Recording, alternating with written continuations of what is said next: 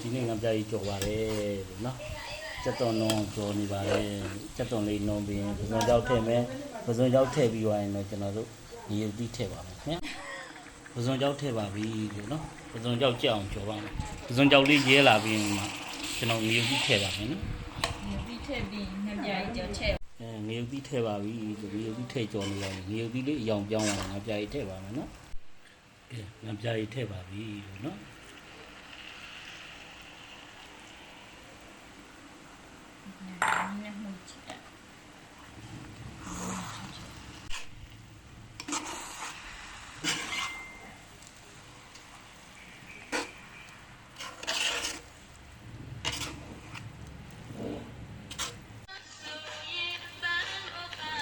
ကျက်ပါပြီလို့လည်းပြောတယ်နော်